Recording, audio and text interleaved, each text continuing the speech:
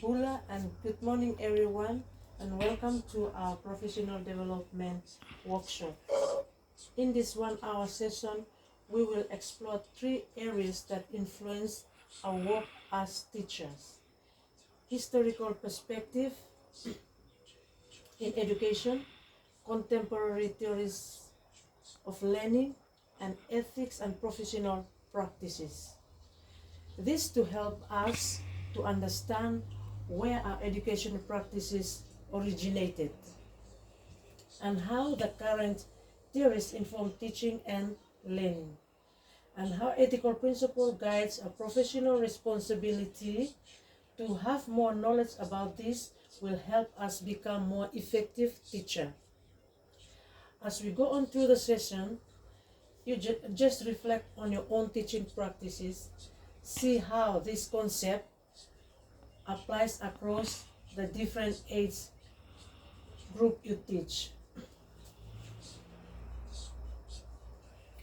The aims and objective of this workshop is to understand historical perspectives, examine contemporary theories, explore ethics and professional practices, applies theory across 6 age groups.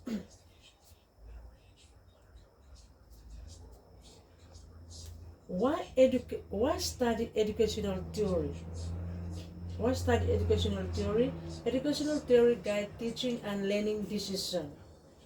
I sometimes ask this question, why educational theory is important when our focus is often on practical teaching strategy. Research shows that educational theory provides the foundation for effective teaching. It will help us to fair understand on how students learn, why approaches are successful, and how we can put these approaches in our teaching to meet diverse learning needs. It also encourages to reflective on our teaching practices rather than teaching focus on habit experiences. Theory allows us to make decisions that support by research and evidence. Onward and colleagues 2020 explained that educational theory provides frameworks that guide instruction, planning, and classroom decision making. Let's move on. Let's look at historical perspective. There are some philosophers, Socrates, Plato, or Aristotle, teacher-centered tradition. In order to understand the modern education, it is important for us to examine its historical roots. Philosopher Socrates, in his theory, he introduced questioning techniques to encourage children to think critically, while Plato believed that education prepared individuals to contribute positive to society. Aristotle more emphasized on observation and experience as important ways of learning. Most of this gradually influences today's education today, particularly through discussion-based learning and critical inquiry. Any question on historical perspective in education? Stop there. Okay, Let's move on to behaviorism. Behaviorism is learning to reinforcement. This is from Skinner, 1953. Behaviorism is one of most influential learning theories in the early 20s. B.F. Skinner believed that behavior is shaped by the influences of the surrounding environment. And reinforcement. Learners more likely repeat desired behavior when they receive positive reinforcement. Behaviorism in school reflects how we manage classroom, praise the learner, reward, and constructive feedback.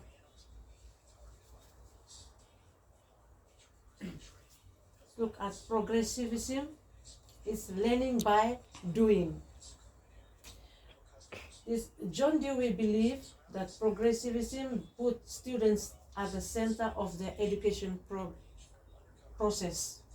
He argued that children learn best when they actively participate in real-world learning experiences. His approach has influenced the modern practices like project-based learning, group work, experiential learning activities.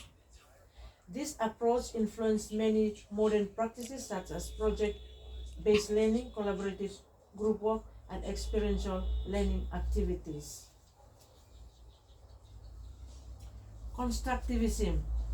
Constructivism is learners construct knowledge. Children actively construct knowledge rather than passively receiving information. According to Jean Piaget, constructivism theory suggested that students build understanding when they explore, investigate, and interact with the environment.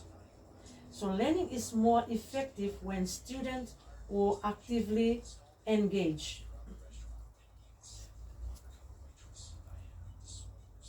Contemporary theories: social constructivism, connectivism, humanism, and inclusion.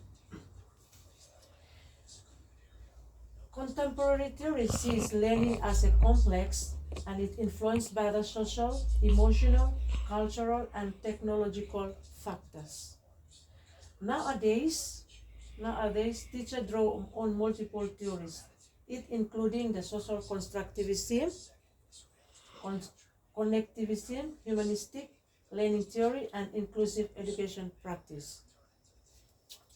All these approaches support active learning, working together, learner well-being, and equitable access to education. Let's move on to social constructivism.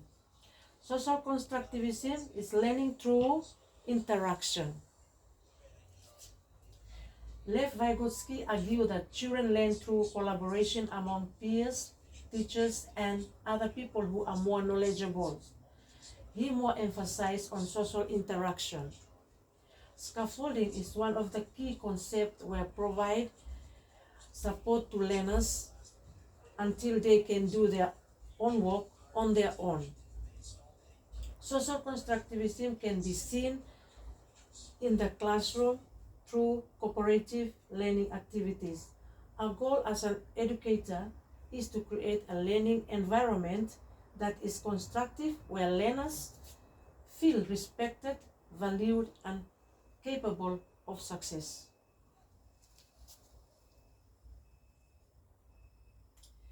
Let's move on to ethics in education. What is ethics? Ethics refers to moral principles that guide teacher behavior, fairness, respect, and confidentiality. Understand ethics in education, explore professional responsibility, examine ethical decision making, promote inclusive learning environments, and strengthen professional conduct. In education, ethics refers to moral principles that guides our behavior, how we make our decision.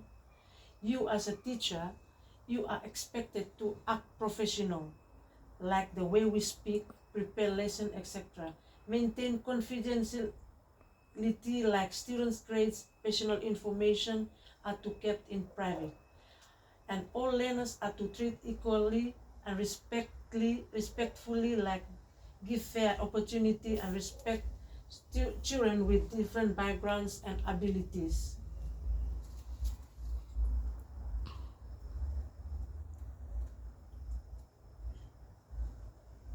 Let's look at professional practice. Professional practice include effective teaching, communication, classroom management, professional development. By looking at the professional practices here, it involves maintaining the high standard of teaching, communication, and collaboration. As an educator, we demonstrate professionalism through punctuality, preparedness, effective classroom management, and ongoing professional development.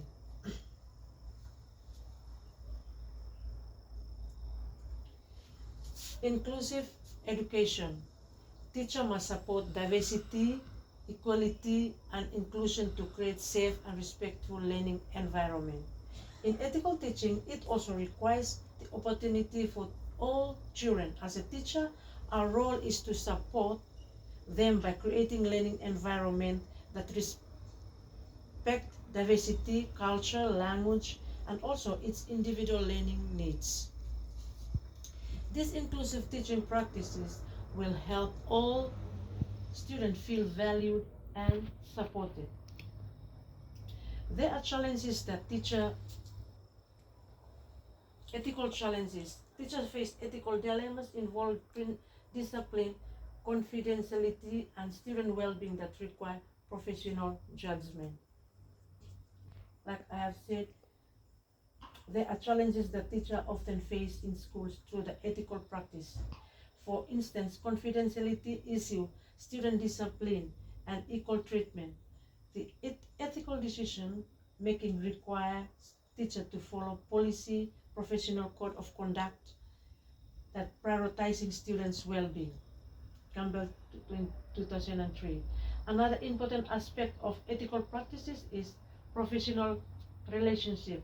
Teacher must know our boundary.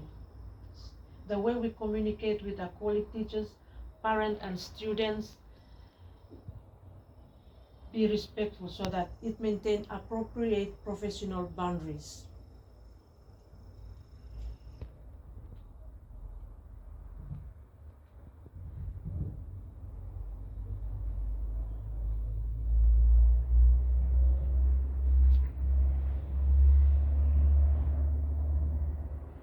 So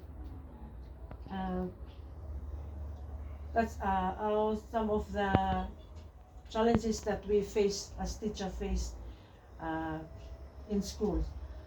So I think that's concludes the presentation. Now it's time for us to any comment or question throughout the session. Any question or comment?